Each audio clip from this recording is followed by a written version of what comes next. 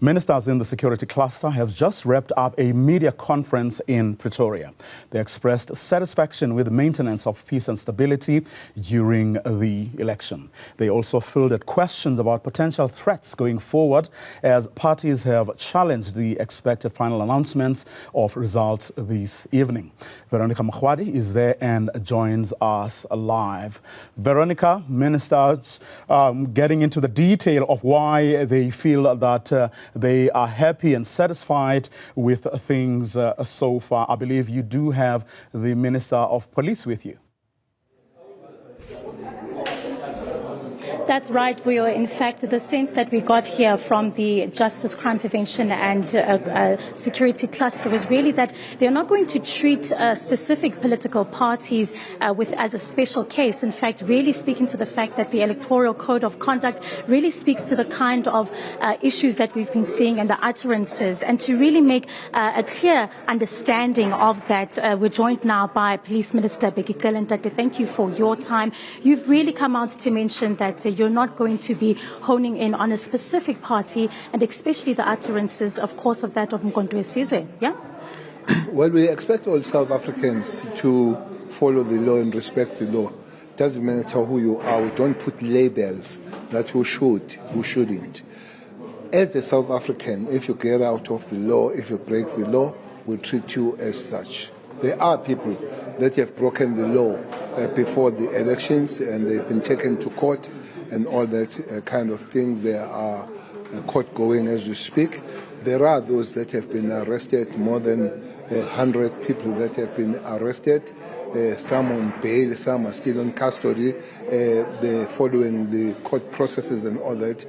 There are those that have signed the electoral guide, the electoral code of conduct. They need to follow that. So if people utter statements that they begin to go beyond of the freedom of speech, and some people open the cases, or the police realize that now we are getting in the wrong terrain where you can call the war against the nation, will act accordingly. But we're not going to be rushing people who they are and what they are, chasing the wild goose because so said so.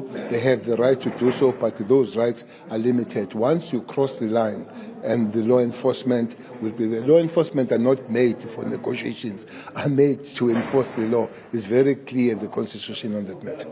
Now, Minister, without obviously trying to sound a bit of an alarmist, we once did see a similar scene playing out in July, where you were mentioning that people were making utterances, and after that, it really put South Africa at the brink of almost chaos. What can we say in regards to just the way people might take the comments that were made? I understand that you have made it a clear, a statement to say you will not tolerate any type of threatening or violence, but the reality is that some people may have taken the statements and the utterances heard yesterday as a direct order. Indeed, as people, just human beings, and ourselves as a government, we had to learn our lessons on that thing. You remember that there was a big call after that of shutdown of South Africa, which did not happen, not because there was a Holocaust that came down in South Africa to say change. It's because we prepared for that. But even after that July 21, there were things that were said and were advised, especially after the commission put by the president of Professor Africa. There were things that were said, put them in place. One of those things was to increase the public order policing, of which it has been increased quite tremendously. You're going to strengthen your units and your structures, special crime intelligence. They're well in the place. They are using what they're supposed to do. They know what they do. But also was the reaction of the police, though it's always better to act in prevention, but there was a reaction after that. 63 people are caught going after that July 21. One of those persons has been sentenced to 12 years.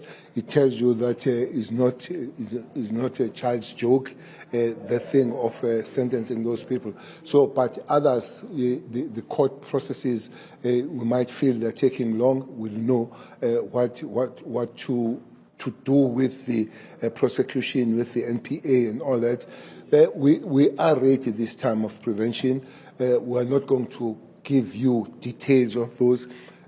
We had the police out there, especially in the province of KZN, there were 17,000. Everybody is still on his post. Nobody has been withdrawn. All those that were put there in those, especially provinces that are a little bit troublesome, your Eastern Cape, KZN, Gauteng, and Mpumalanga, all those people are still there. So we are able to respond. We are working better than with the South African National Defence Force. The agility is much better as it happened. They are not going to be in the front line. We are not at war. As the police, we do our work, but when they are needed and called upon, they are able, much better responding than it would happen. Shortly put, we have learned our lessons, and those lessons will be utilized to make sure that such things don't repeat again. Well, thank you so much for your time, Minister. That was Police Minister Bheki Cele really speaking to the security efforts in regards to this election cycle, but also really the concerns that most South Africans were really feeling when it came to the certain utterances that were made by Umkhonto weSizwe leader Jacob Zuma last night in regards to the declaration of results. Today is D-Day for that. The IEC is going ahead with its decision to, of course, declare those results, and that will be happening shortly. But we also did hear from the briefing today about the 130 cases that were reported to police and about 90 people who are still in custody in regards to breaking the electoral code. We'll bring, of course, more updates from that. But back to you in studio.